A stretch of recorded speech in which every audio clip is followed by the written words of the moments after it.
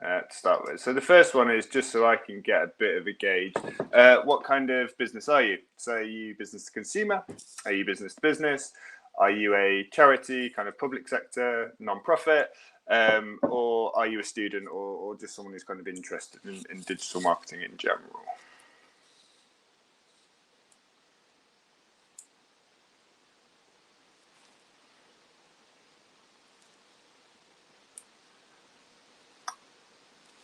Okay, looks like it's quite a few business to business. Okay, cool. Yeah, 20 business to business, 9 business to consumer, 10 business to consumer, 3 charity non-profits or other, and a couple of students or people who are interested in digital marketing. Cool. Okay. And next one. So there's 3 of these.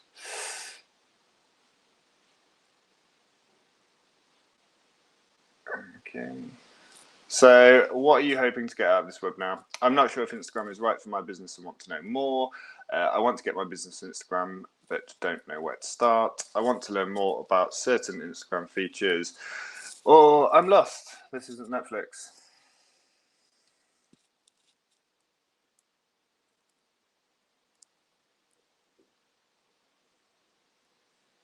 Okay. Good, no one's lost. That's good news.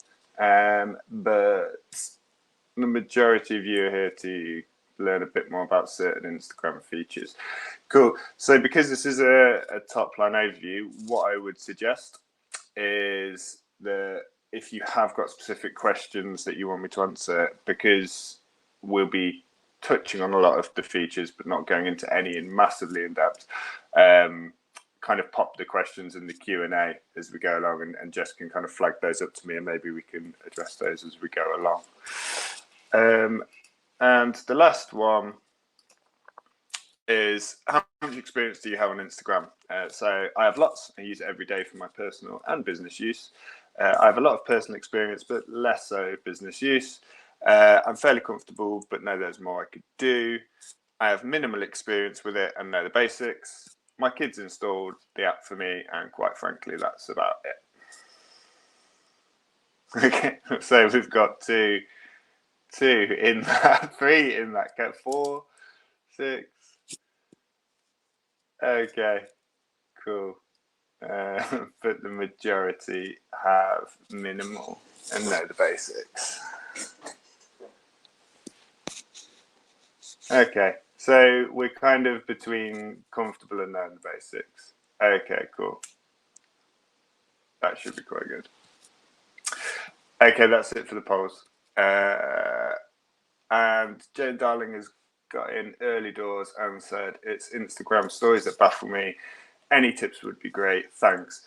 Good news for you, Jane. The Instagram stories is probably the longest section of this presentation. So hopefully there'll be something in there that's useful for you. Cool. Right, let's crack on. So we'll do a bit of a what is Instagram, the background to it and the usage, a little bit on who uses it. Then we'll go into the functionality stuff, the feed, the stories, Igtv, which is one of the, I guess, the newer features, although it's been around a little while now.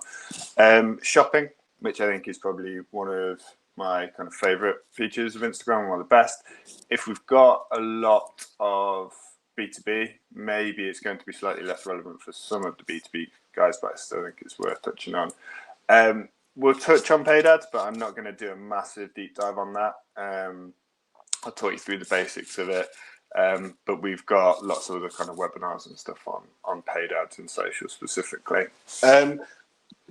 If you haven't got a page, I'll quickly touch on how you set up a business page and the advantages that come with that in terms of things like the analytics. And then hopefully, because this is a slightly shorter than some of the others we've done, it should leave plenty of time for questions within the kind of the 1 hour, if that's okay. Cool. So the aim of the webinar, by the end of this, hopefully we'll understand what Instagram is, who uses it, will know all about the functionality and features of the platform, and will have built up a little bit of confidence in using Instagram and some of those features that you've got available. Okay. So Instagram, social networking platform. It's owned by Facebook, so it was bought by Facebook and became part of their group. And it's been around for almost a decade, which actually makes you feel pretty old when you think Instagram's still relative. I still refer to Instagram as a relatively new platform, but it's been around for almost 10 years now. It's more visually based than Facebook. So in Facebook, obviously you still get quite a few solo text status updates, and the text always appears above the image or the video. Instagram's almost the other way around. So it's pretty much image first, and the caption is very much secondary to the image.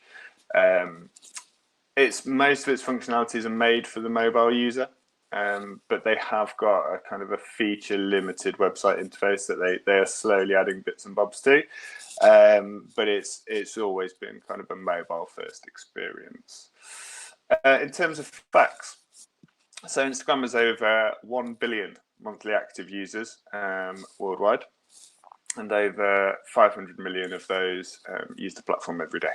So it's got a huge usership.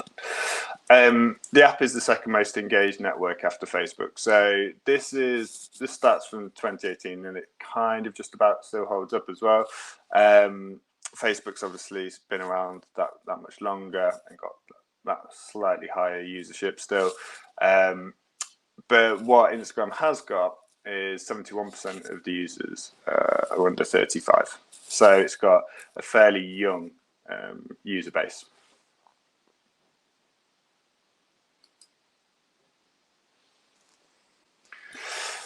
So the internet's basically full of facts and figures. So depending on what you read, you can find lots and lots of information about how people use Instagram.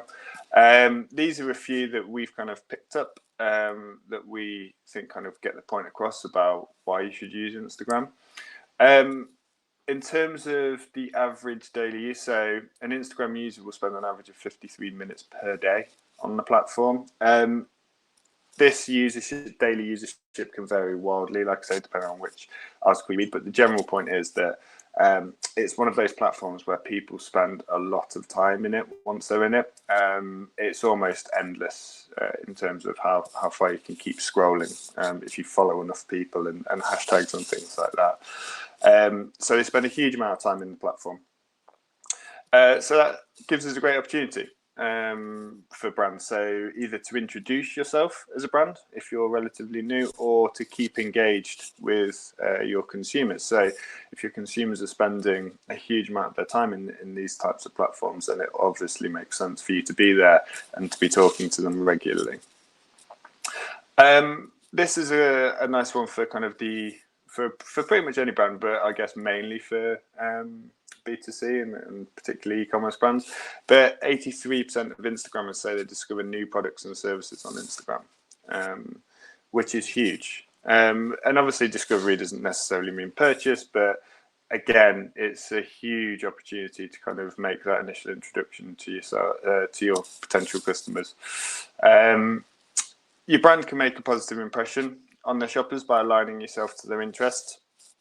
If you get it right and you know your consumers and you know what type of content they like, then obviously if you can kind of slot into that news feed or those stories almost seamlessly and kind of mirror back what your audience are interested in, it's obviously a great way to kind of show that you're a brand for someone like them. So yeah, it's another huge opportunity on that front. And 50% of Instagram users follow at least one business. So if there's 1 billion people on Instagram, that means there's at least 500 million of those who are following one business or more. So again, this one is one that will change slightly depending on what kind of blog or article you read.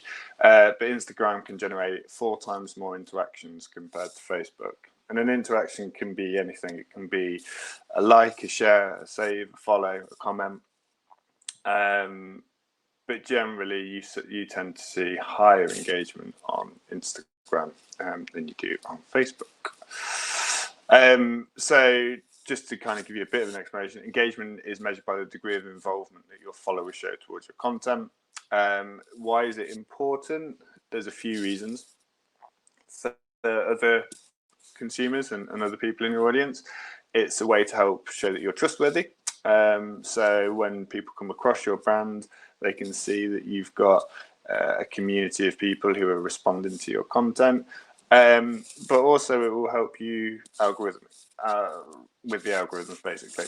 In the higher the engagement rates on your content, the more signals you are sending to Instagram that this content is right for the people you are aiming at.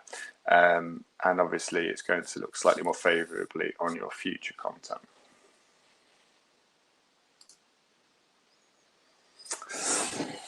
So who uses it? So over half of the Instagram population worldwide is 34 years or younger. So it has got this slightly younger usership than Facebook. It's got a slight female bias. Just over half of Instagram users are female. Again, that's a stat that kind of slightly changes, but the general principle is that just over half are female. And Gen Z kind of dominates it at the minute. 72% of 13 to 17-year-olds use Instagram. So it's got a huge young audience. Businesses are kind of everywhere on there now. It's a lot of the B2C brands were kind of very keen to kind of get on board with Instagram, particularly those with the more visual products. It was an obvious choice for them if they were in fashion, food and drink, health and fitness, lifestyle. And although Instagram advertising is a factor in keyword opportunity business, there's an enormous base of Instagram influencers as well that are kind of sponsored by brands.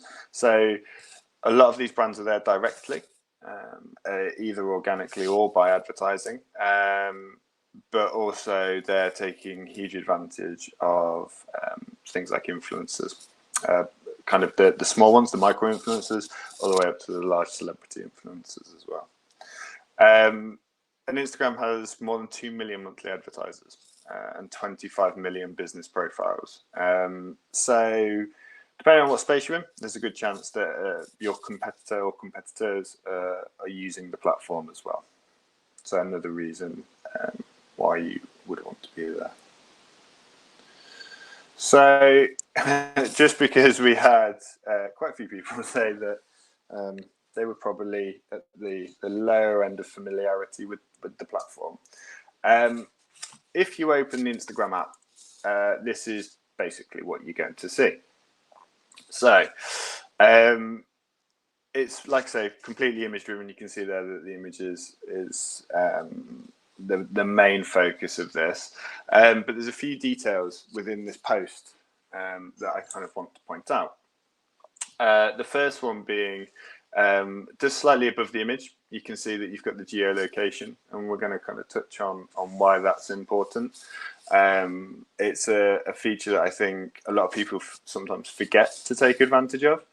The other one that I will point out that we're going to go into is in here, just below, you can see we've got the caption, and just below that, you can see that you've got a tag, but you've also got some hashtags as well. In terms of finding your way around, the bottom middle, that's how you're going to basically start creating your post, either photo or video, by tapping that. You've got on the right hand side the little icon, that's your account, that's where you'll get into all your settings and stuff within there and all your login. And then in the top right, the other important one is your direct messages. So that's where you're going to find anyone who sent you a DM.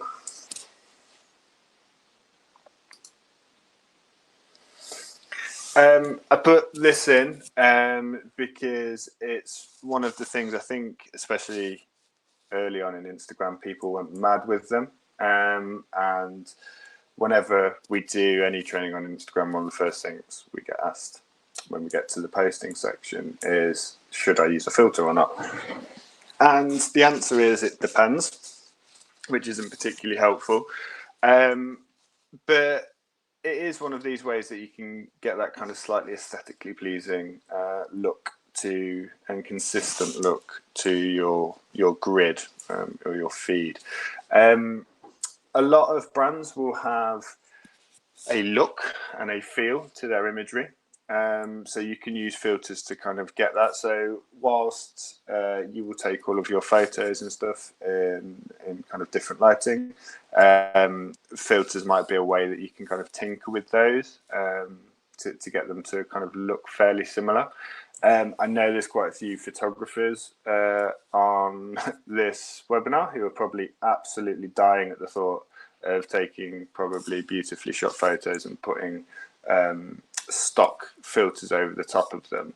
But for those who aren't as talented with a camera, I think filters offer a good opportunity to kind of slightly tidy up your photos and get them looking how you want. There's a few other kind of basic photo editing tools that you've got within Instagram. Obviously, you can straighten it up if you've taken your photo not quite how you want it. And you can make some adjustments there. You can play around with some of the color, things like the brightness, the contrast, the saturation, and stuff like that. And structure and sharpen. Again, it's one of those that don't go too mad with it. You can often see people who've found these settings and gone a bit wild. The other thing I will say as well is, if you're trying to create this consistent brand look, don't try every filter in the gallery. There's quite a few of them, and it's going to lead to quite an eclectic look on your grid if you start trying to use them all.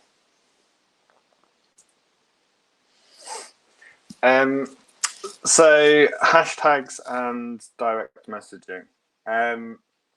Hashtags are probably one of the most important things for brands, or just in general for getting any kind of traction and reach with Instagram. But it's quite confusing. You see a lot of brands who obviously want to kind of start and establish their own hashtags, which is great for like kind of a long-term view.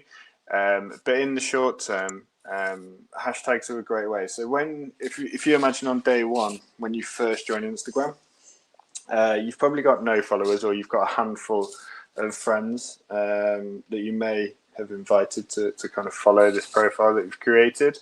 But other than that, when you start doing your first post, your audience is going to be 6-7 people, and that's not really going to get you very far. So whilst they might like it, that's not brilliant. And so I think a lot of people see that the effort of creating the content isn't necessarily reflected in what they get back in terms of reaction.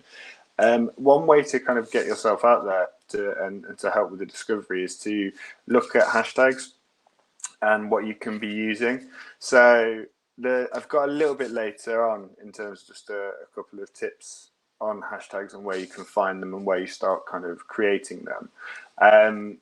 But basically, they are going to help you get in front of people who they might not have ever heard of your brand, but they may already be following or engaging with one of the hashtags that you pick out and use. You can put them in things like the post description, or some people prefer to put them in the first comment. It doesn't really matter, and we'll kind of talk about that a little bit later on. But you can also put some key hashtags in your bio as well, which might help you as well if you can kind of tap into a hashtag around a particular industry or service or product or something. And it's about just finding the ones that work for you and building up some lists, and we'll talk about how you build those lists later. The other thing that I think kind of is worth pointing out is direct messages. So direct messages are like kind of DMs on any of the other platforms. They're private between you, your brand, and the person getting in touch. And you kind of need to decide quite early doors how you're going to address direct messaging. Because it's one of those, if you kind of go into it without thinking about it, and there's no one really kind of manning or checking those direct messages, and you've not got a plan for how you're going to deal with them, you're just going to create another point of frustration. It's like setting up a phone number and then never answering the phone. So some people go all in, and they will happily deal with any kind of customer inquiry, customer service related thing through their direct messages on social platforms. Others purely have a kind of a standard response where they will signpost someone to an email address or to a website or something for more information. But the main thing is that you know they're there, and you know that you could get direct, like you could get direct messages, and you have a plan for how you're going to deal with them. Tim Glover's just asked a question about hashtags. Can hashtags be used by multiple users, or once you create them, are they only for your use? They're public. Anyone can use them. There's no way of owning a hashtag.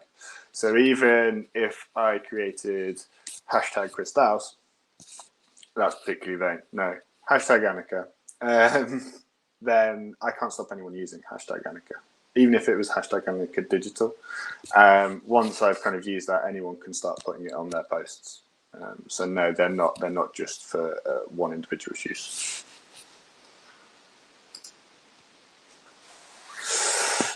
So algorithms, the kind of the sciencey maths bit, no one kind of really understands. We get these vague descriptions that kind of come out of Facebook on how these things work. But from all of the updates we've kind of had and seen, way back, pretty much if you imagine your feeds for social networks just used to be really simple. They were chronological. The new stuff went to the top, the old stuff was right down at the bottom. And then that kind of disappeared quite a while ago now, and they've been tinkering around, and it's all based on what it thinks you're going to like and respond to. And also they had to find a way to kind of shoehorn ads into there as well. But basically the principles are the likelihood the user will be interested in the content. So photo recognition and stuff forms part of this, and it helps identify images and place them under kind of categories and genres like food, travel and fashion, stuff like that. So it's going to use a bit of that. So if I respond to loads and loads and loads of kind of travel type stuff, it's going to know that I favour that content over other stuff. The user's relationship with the person posting. So obviously this doesn't apply to ads whatsoever. That's a completely different kind of way of targeting. But let's say I'm super kind of popular and I've got loads and loads of friends. Obviously, if they're all posting, I'm not going to see all of their content. So it does start to factor in my relationship with that other profile and their previous content. So if I like every post coming out of some of my friends' accounts, then there's a higher chance that I'm going to keep seeing their stuff, as opposed to the people who post but I don't really engage with their stuff. They kind of say that the slant on this, and it kind of applies for Facebook as well, is that they don't want people to miss the important stuff from their friends and family. So that's the reason for that. And the timeliness. So time does still factor into this. So depending on how much you use Instagram and how many people you follow, what you will get is there is a level of kind of recency to it. So if I log in the morning, I will scroll through for as long as I wish. And then if I come back in the afternoon, what will happen is I'll start scrolling through again. But if I reach a certain point where I've kind of seen all of the new content, it will just say you're all caught up. So there is still a degree of kind of recency to it. And obviously, if I post something kind of 3 months ago, that's probably not appearing in anyone's feeds. The only exception to that is when you follow someone new. you can quite often see an influx of their previous content that kind of comes into your feed. So for Jane, Instagram stories. So there's quite a bit of this, and there's a feature I haven't added in that Instagram have rolled out fairly recently that I think is a fantastic little feature, which is the donate. And I think that's kind of just worth mentioning. So I'll go on to all of the different kind of stories features and how you can use them. I haven't got one in here for donate, but I think that's something that a lot of brands have kind of welcomed, and all of the kind of major charities and non-profits are on there. And in its simplest form, what it allows you to do is add they're called kind of stickers to your story that allows someone to very easily donate to a specific charity that you've added the sticker for. And all the good ones, all the really good causes are on there. So it's worth kind of checking out. But to go back a step, Instagram stories are just short bits of content that are displayed at the top of the feed. So when you first log into Instagram, you'll see that there'll be a row of circles with profiles in them along the top, and they're all the stories that you can watch through. And stories can take a few different forms. So you get to stories by, when you're in the app, you swipe right with your thumb and it'll bring up these stories for you. And you can do just text. So there's a little slider if you're on iOS. I assume it's the same on Android. Along the bottom, and you can choose to do just a text story, which just puts whatever your message is on a background, coloured background. You can choose a single image, multiple image. You can have video. There's little GIFs and animations that you can do. There's stickers, which we'll kind of go on to. There's live streams, and then obviously you've got short video as well. So stories have a lifetime of 24 hours. So from when you post, that will be viewable to everyone in your audience for 24 hours, at which point it disappears. So it's a feature they kind of took from Snapchat, to be honest. And they made it kind of infinitely kind of more successful. But it's designed to be temporary. It's temporary for the viewer, but for the actual owner of the profile, you can still get to them in your archives. And there's a feature that I'll kind of touch on in a bit, which is called Stories Highlights, which is where you can start to curate some of this stories content and add it to kind of make your Instagram profile a little bit richer in terms of content.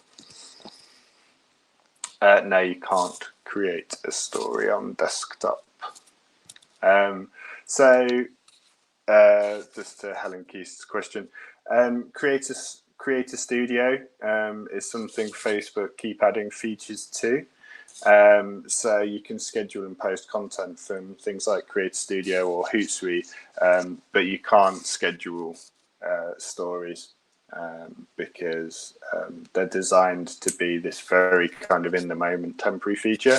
And I think they're quite keen to hang on to that. And the second they open that up to kind of scheduling and stuff, it loses its kind of value from that sense. So a great way of generating this very kind of time limited content to try and drive that instant engagement. Instagram live videos is a feature on stories that allows users to stream video for followers to engage with in real time. If your followers on Instagram have got their notifications on, you do get notifications of when accounts go live. It's one of the push notifications that kind of pop up. And after streaming, if you do go live, you can then save and repost that live video content and repurpose and lengthen the life of the video as well. So live stuff is fine. I know quite a few people are quite nervous about doing live, but there what you can see in this bottom kind of left corner where people are kind of viewing and reacting as it goes along. Really popular with kind of bloggers and influencers and stuff like that. So I'll go through each of these in a bit more detail, but these are just a few of kind of our favorites. So you can add music. This has started to become more and more popular. A lot of individuals add music to their stories. You see them when they kind of crop up in the same sort of TikTok-esque, when people try to do like a dancing challenge. They pick a certain track and they'll do something to that piece of music, basically. But ones that are probably a bit more useful and the ones that I prefer, I think polls and quizzes are two of the kind of the really good features, particularly for businesses. And I'll go on to why I think these are good, but in a sense they're free kind of customer research. And the other one that I really like is the countdown feature. So I think, again, for B2B and B2C, for any business on Instagram, that feature has got huge potential. And then two things. So when you reach 10,000 followers, you have the ability to do a swipe up from your Instagram story. And that swipe up can then take them to a URL, so to your website, for example, or to a specific product. So 10,000 is like a kind of a magic number for brands on Instagram, because it's how Instagram won't let you put links in things like newsfeed posts. So you can't put URLs. It's not like Facebook, where you can be putting URLs in your posts. You can have a URL in your bio, but that's it. So to get that feature when you hit 10,000 is often really valuable for brands, because it gives you that outlet to get them out of the Instagram platform and over to your website potentially. So the other thing is, like I said, highlights. So highlights are the Instagram stories that you choose to feature on your profile permanently. They're visible for as long as you kind of have them there. They're like kind of pinning them to your profile. And what they tend to do is that you tend to group them up. So, for example, I've worked with a small boutique hotel brand before, where every room is individually decorated. So what they did is they created a stories highlight for each of their kind of feature rooms. So what people could do is, when they land on their profile, obviously they've got this kind of great feed of imagery of the venue, but also they've got these featured story highlights of each of those rooms as well. So they're a feature, and again, something that not necessarily aren't taken advantage of as much as they should be. So they're worth noting there. The other thing that is pretty good is, obviously, because Instagram is owned by Facebook, it's got some great connections in the way you can share the two. And you can basically, if you're creating stories content for Instagram, you can have that share to Facebook stories. So the background to this is Facebook saw the popularity of stories in Instagram, and they added stories to Facebook. The reason being is because there's so many people using stories and so many available impressions, it's a huge opportunity for advertising. So every third story that you watch now will be an advert. And so that's how Facebook make money. They make money from ad revenue. And so they've taken that feature over into Facebook, and they have Facebook stories.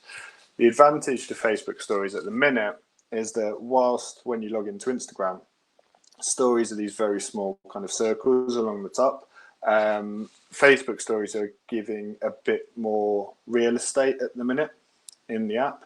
And that's because obviously Facebook are trying to replicate this behavior of us using stories. And there's kind of less brands using stories in Facebook at the minute than there necessarily is in Instagram. So if you are using your stories for both, then it gives you probably a slightly higher chance that you're going to get seen in Facebook. And also, the people who engage with your brand on Facebook might not be the same people on Instagram. So it might be a way of making sure that you reach all of the people you want to kind of speak to in your following.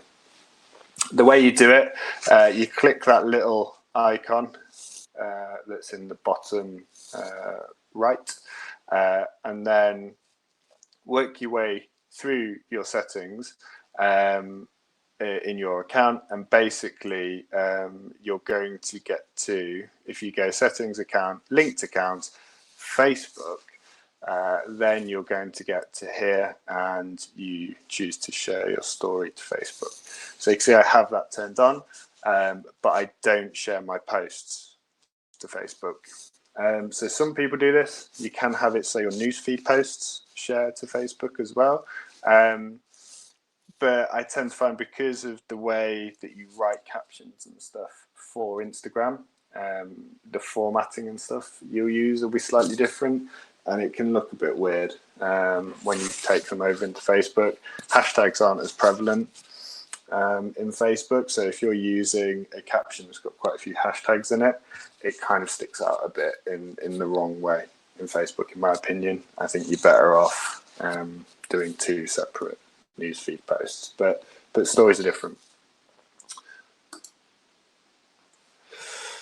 So going on to hashtags and locations are really important for posts in your newsfeed, but they're also really important for your stories as well, because you can use them in stories.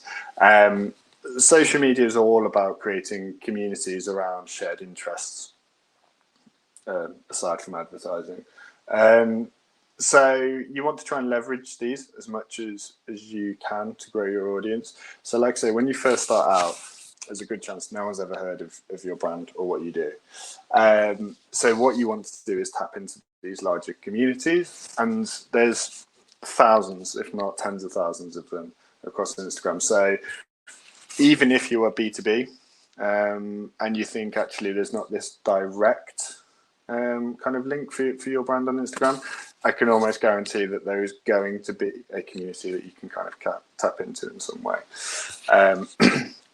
So that's kind of with the hashtags. The other thing is with the location. So you can see here, this one has tagged H&M Home on Oxford Street. There's the reason why you can kind of do this, and a lot of people do this, and it's a way of potentially getting featured by that brand. So whilst you might only have a handful of followers, that brand could have hundreds of thousands, if not millions. And if they really like your content, then they're potentially going to, what happens with a lot of social is there's a lot of sharing of user generated content, and there's a chance that you can get your kind of imagery in front of them, your post in front of them, and they may share it to their audience, which is going to be much larger than yours. This is the one that I really like, and that I think has got huge potential for B2B, and it's the countdown. So this is one of the stickers. To get to these, by the way, you kind of just swipe up. When you're in stories, you kind of give it a swipe up, and you'll see it brings up loads and loads of them, and you can kind of scroll through. So kind of missed that bit out. But this is, it kind of speaks for itself, but you could do this to count down to a competition closing, or in the case on the left, some voting opening, if you're trying to get some nominations or some votes for an award, for example. Sales, so they're quite a big one, counting down to a sale. It gives that kind of anticipation, or to an event. So the example on the right is from a bar that I particularly like in Nottingham, and they used to do a countdown for when happy hour ends. So you knew when it was starting, and then you knew when you had to kind of get there by for when it ends. Why they're good is that users, so people who follow you, can set reminders for the countdown deadline. And basically you as a brand get the data to know exactly how many and which of your audience are kind of the most engaged, and who's setting those reminders and stuff for your brand. Polls. So like I mentioned, polls and questions are two features that, again, I think have got huge potential for businesses, in that consumer research or customer research, audience research, used to be like eye-wateringly expensive if you really wanted to kind of do it en masse. Or it used to be kind of really time-consuming because you had to get a bunch of people to fill out a survey, and then you had to kind of collate all of that kind of stuff together, or get them in a room and weirdly observe them from behind a glass panel. But you don't have to do that now. So if you build up a big enough following of an engaged audience, you can just pose questions to them to kind of help you with developing your service offering. It might be an opinion on opening hours. It might be an idea for a new product. And this is a really simple one. So this is just looking at a color scheme, and it's a yes, no kind of answer. Do you like it or do you not? So if you trust kind of the judgment, if you're fairly confident that you've built an audience that reflects what your customers want, then you can take advantage of that, and you can use them, and you can then feed that into the decisions you make as a business. And there's absolutely no cost to it. So once you've built that following, use it. Don't just talk at them. And this is one of the things that I think people really enjoy from brands on social, is that when they invite that back. Because later down the line, if you took this on board, you've got the opportunity to do that kind of typical, you spoke, we listened, and here's the outcome. And all of those people know that actually by engaging with this stuff, they get the products they want, they get the features they want later down the line. And the same goes for Q&A. So the Q&A is just a more open-ended version of this. And they've got some slightly different uses. So you could use it to kind of find out a bit more, or you could use it before you do a poll to kind of get a better idea of what people are looking for. The other thing you could do is, if you work with, say, an influencer or an expert, is that you can do, we've probably all seen Twitter takeovers and Twitter Q&As. You can do the same thing in stories, where you can say, for the next 3 hours, we've given our stories over to this expert, and that expert can potentially be someone even within your business, and people just get the chance to ask them questions, and then you can respond. And again, if you're familiar with Instagram, you've probably seen these, is that you can then post the question and the response. So again, it gives people that reason to kind of engage and to kind of ask questions, potentially about your products or your services or what you do. These two are actually examples of ads, but they don't necessarily need to be ads. The reason I included them is, whilst you have to wait to 10,000 followers to get the swipe up in ads, if you are buying stories ads, anyone can kind of have them. But if you imagine this was a brand that had 10,000 followers, they would be able to do pretty much this just organically in their story. And these are just two really good examples of really kind of using that 24-hour immediate reaction stuff to kind of drive a reaction from their audience. So you can see there, we just hit 10,000 orders, 50% off today only, and limited exclusive sale only today, 50% off. And it's a way of kind of, everyone loves a kind of a bargain. And if they think it's going to be gone, if they genuinely believe it's going to be gone tomorrow, and they won't be able to get back to that offer, then you've got a good chance of kind of driving someone to kind of take advantage of it there and then. This is another kind of way brands, I think, do a really good job of using stories, and it's that behind the scenes. So one thing I really like about stories is that it's super forgiving. in terms of the quality, I guess, of the image. So it doesn't have to be the most perfect, beautiful image, especially when you're doing something like a behind the scenes or kind of a product teaser, because everyone loves this exclusive kind of sneak peek. It's another reason why someone would potentially follow you as a brand, because they want to keep up to date with what you've got going on, what you've got doing. I've seen these done for things like new stores opening, like a brand I kind of love that's in Nottingham and some of the other cities is 200 Degrees Coffee. When they open a new branch, they do quite a good job of kind of teasing that out through stories.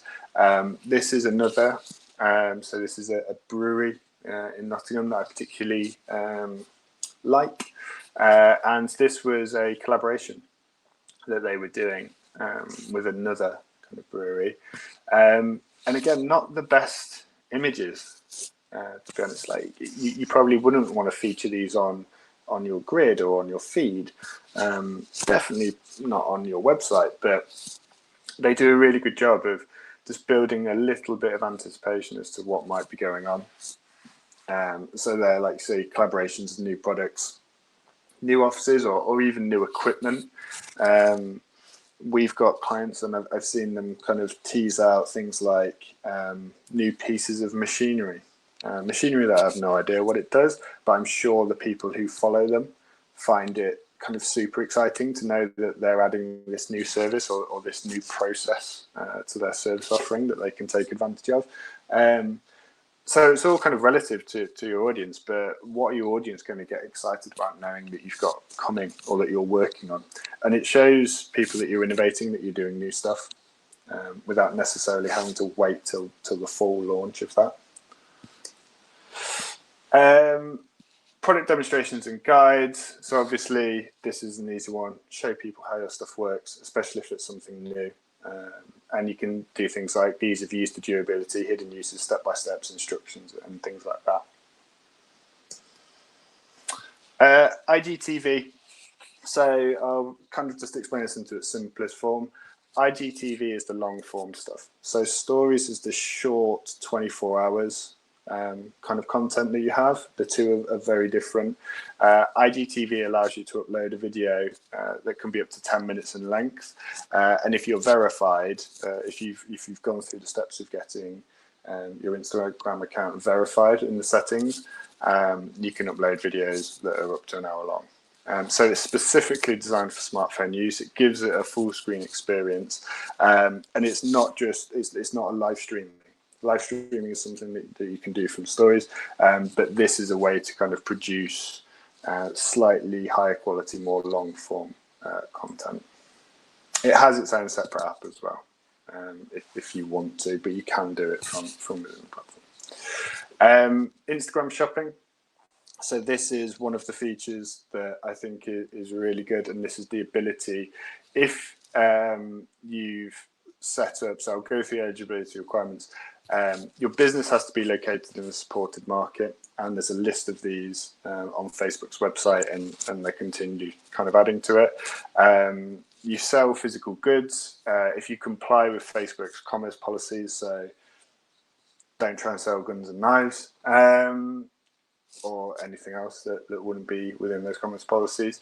If your Instagram account is linked to a business page and connected to your Facebook page, and then you have to have set up a catalogue in Facebook Business Manager.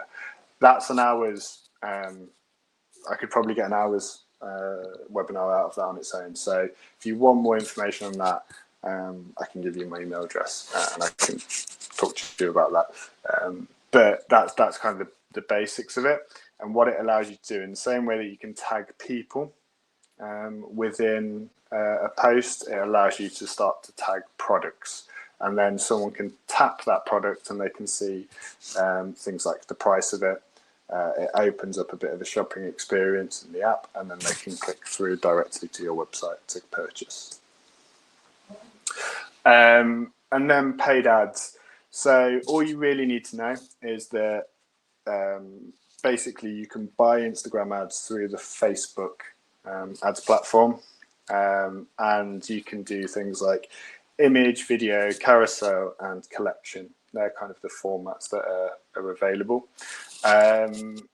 And what they do is they do sit quite seamlessly within the feed. The only difference really between them is that you get a CTA along the bottom of the video or image, and it will say sponsored just below the profile that it's coming from. And there's just a few examples. So you can see they fit quite nicely within. Even the CTA is quite subtle, and they've done quite a good job of natively slotting those in. Pros and cons. So obviously it's got a huge, if you are particularly after that younger market of millennial and Gen Z, it's great for that. Up to 10 times higher engagement than Facebook, and 84 times higher than Twitter for certain brands, according to a Brandwatch study. You can obviously because it's part of the Facebook ads platform, take advantage of all of those great targeting and insight options that you get.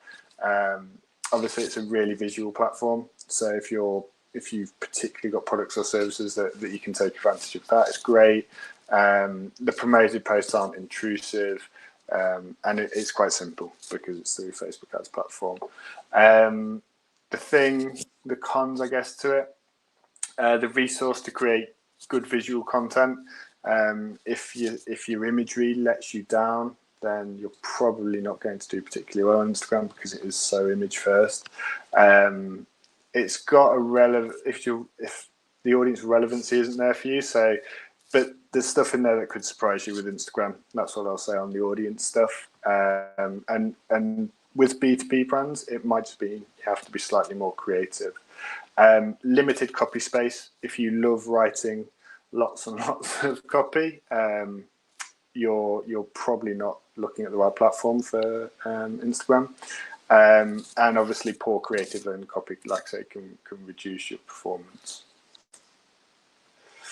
So just the last few, how you actually, I guess the basics, if we've gone through all that, how do you actually get started? So you might already have a profile, but if you want to convert it to a business profile, you tap settings, tap account, and then you literally click switch to business. There's 3 types of account. There's personal, creator, and then business. The majority of you guys are probably going to want business. And then you just add things like your business category and things like the contact information, so your website and stuff like that. And you tap done. The main advantage to that, and why you should absolutely switch to a business profile, is the business insights. And if I skip to the next slide, this is why that's really valuable.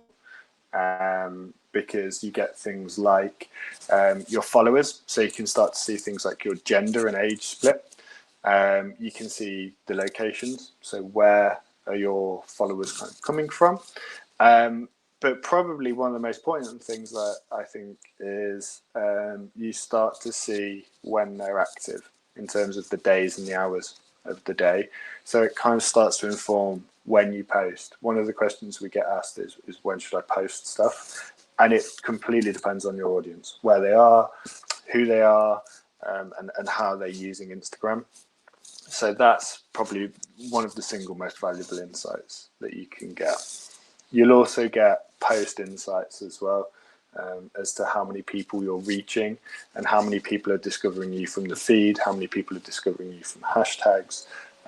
And basically under every post that you share, you will see the view insights kind of feature. In terms of getting a content plan, so I always think this sort of stuff's easier if you kind of plan it in advance. There's loads and loads of good stuff out there for planning, loads of tools. We use Sprout and Hootsuite and things like that within the agency. I'm a big advocate of Hootsuite particularly because they offer a free plan which allows you to schedule up to 15 posts at a time and connect up to 3 different profiles. So it's worth, you can really kind of have a play around with that. And then you kind of feed in all of that other stuff that you've kind of learned about your audience into your posting schedule. And then in terms of planning hashtags, so just a few bits on this. You can use up to 30, but that doesn't mean to say you have to.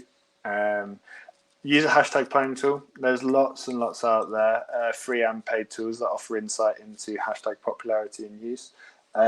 Another platform that I think do a pretty good free trial, but then it is paid after the free trial, is called Tailwind. It does a really good job of telling you how competitive hashtags are, and it helps you with hashtag discovery in terms of using a mixture of kind of really high volume popular ones, but also some smaller niche ones. And obviously the smaller niche ones, you've got more chance of your content appearing for, but maybe going to reach less people, whereas it's the opposite for the really kind of popular ones. So try to use a mixture of mainstream and niche, and then also tap into what your customers and competitors are using. Don't be afraid to go and have a look at their posts and kind of steal a few of their hashtags. Like we said earlier, they're not exclusive. Obviously, don't start using other brands' hashtags. If they've got a brand hashtag set up, that becomes slightly obvious. But yeah, any of the kind of the more general ones, don't be afraid to also use what your competitors are using. And make lists. It's another good feature of Tailwind. It lets you save hashtags into lists. But yeah, create lists and reuse them. And try and have different ones. If you've got slightly different products or service offerings, have them kind of saved so that you can quickly reuse them onto different posts. So 9:58, that's it on Instagram. Just a few kind of slides, a couple on stuff that's coming up. So if you want free stuff, we're giving away loads and loads and loads of our resources for free. So you can basically access our portal, and we've put lots of this kind of stuff on there that you can kind of go through at your leisure. You can book an hour of time with Anne Stanley. There's an offer for you, isn't there? So if you're interested in just generally speaking about digital, or you've got specific questions about something, feel free to calendly.com/Anne Stanley and get an hour of her time. And then next week. So next week's going back to one of the more technical ones. And it's going to be from our head of SEO, Suk. So if you've not watched one of his webinars before, the guy's an absolute genius, does a load of things that I'd have no idea as to what they are, what he's doing. But he will be talking you through keyword research to attract your ideal customers. So I think that's one of the topics he kind of covers a lot.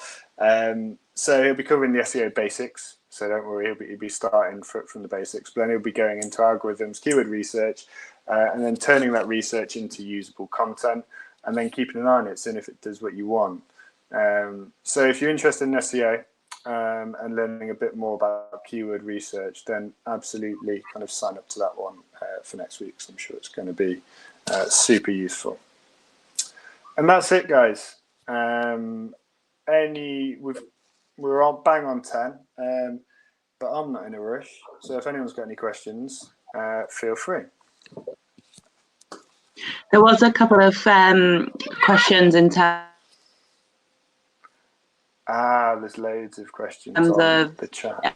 I know you touched on B2B, but just B2B. So say if you're in the engineering industry, would you suggest that would be something still an avenue to use? Yeah, engineering, I think, is one of those that probably does itself a bit of a disservice in that they think that Instagram's not going to be for them, and what they do is potentially a bit boring for likes of Instagram. But loads of people are fascinated in process and how things are made. I mean, I'm not ashamed to say I've sat and watched whole hour-long documentaries on how things like nails and pins are made. So it's that kind of stuff. You've just got to think, you're not writing your company brochure. You've got to think about how you can break what you do down to slightly more interesting, and that's what I mean. Like, while the behind the scenes stuff is great, how it's made stuff is great. So I think it just takes maybe a little bit of imagination and creativity to kind of bring your brand to life in a way, and use Instagram to kind of be surprising, I guess. That would be my advice to kind of someone in the engineering space.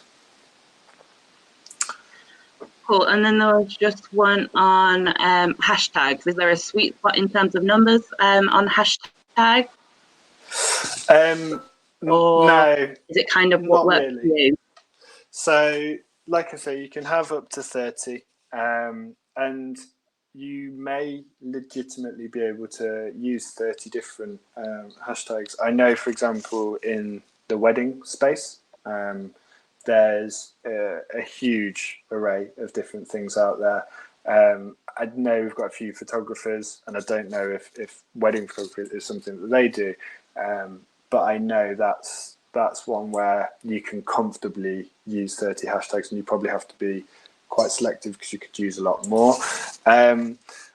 There's also like a lot of general ones as well, like post of the day and things like that I think sometimes people just stick on to kind of fill up space. All I would say is just add the ones that are relevant to you. And if that's 30, that's great. If it's 10, don't worry about it. You're not going to be missing out because you didn't use 30 hashtags if there weren't 30 that were relevant. And the last thing you want to do is start using hashtags that aren't relevant or related to the content you're posting or your brand, and you just randomly start appearing for all sorts of stuff that just has no use to you. Yeah. And then last one, just in the Q&A, can you have a personal Instagram account and a business one? You can. And I'm going to try and show you. You might not be able to see this because this is going to be the most low-tech version of how you do this, but I'm going to hold my phone up to the screen. Where your thing is in the bottom right, if you hold that, basically, can you see it's brought up all different profiles there? Yeah. So you can be logged into multiple profiles, and you just click to switch between them. So I have a professional profile that I use, but then I also have a personal one, so I can keep the two separate. And yeah, you can absolutely have as many as you want. So you can have a business one and you can have a personal one, and I completely suggest that you keep your holiday pics separate from your product photography.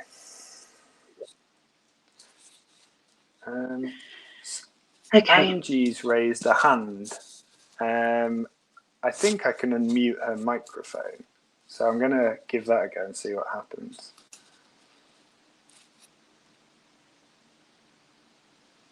Have I done it? No. I don't know. I unmuted her microphone, but I don't know if she has a question or not. There was a question about MeWe. Have you heard of it? Where are we going? MeWe. In the Q&A, is that one? It's in the chat. It's in the chat. There's a few actually.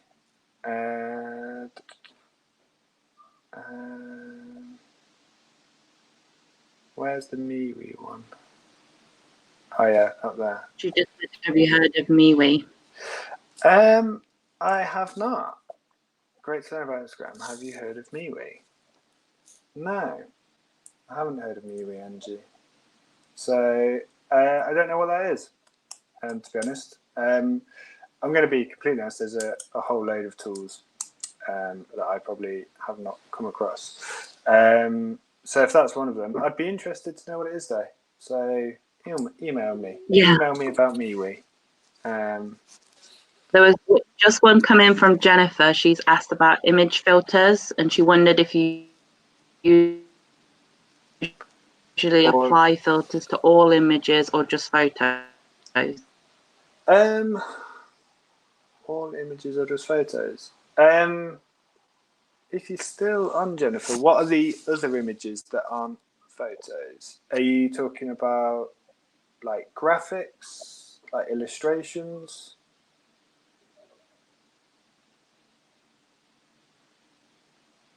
Let's see if she replies. Generally, what I would say was, in general rule of thumb, just whilst wait to see if she replies. Okay. So if you took, say, an illustration, depending on what it was, it could maybe do some strange things if you start overlaying filters onto it. My general rule of thumb for filters is that the only reason you're using them is to achieve a consistent kind of balance between what's on your grid. So you haven't got one that's kind of maybe super saturated and brighter, and then maybe one that is kind of completely desaturated and almost grayscale, because it starts to look, unless you've got a legitimate reason for posting lots of different styles of say, photography or illustration or something like that, then you're using those filters to kind of even that out, because what might happen is if you're just taking photos on your phone, you're going to be taking them under completely different lighting conditions and stuff, you're then going to try and use the filter to kind of balance those a little bit and make them look the same. So that's my advice. Don't feel like because you use it on your photos you've got to use it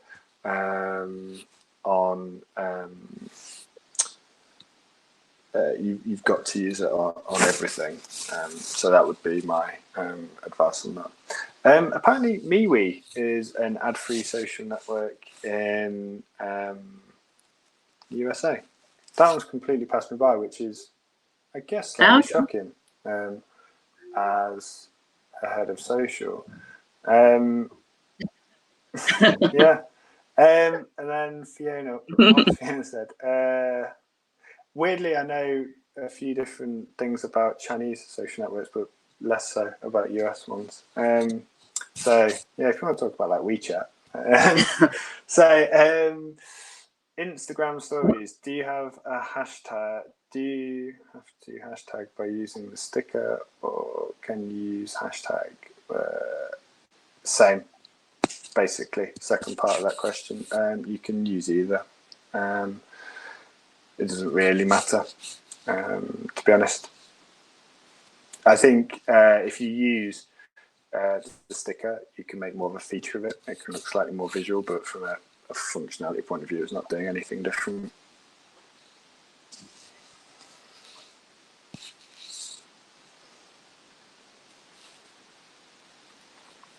Okay, sure. Yeah, and we'll look forward to seeing you next week. It might be worth us setting up a little chat about aspects of Instagram at a later point. But yes, thank you very much, and we'll see you next week, guys. Bye. Thank you.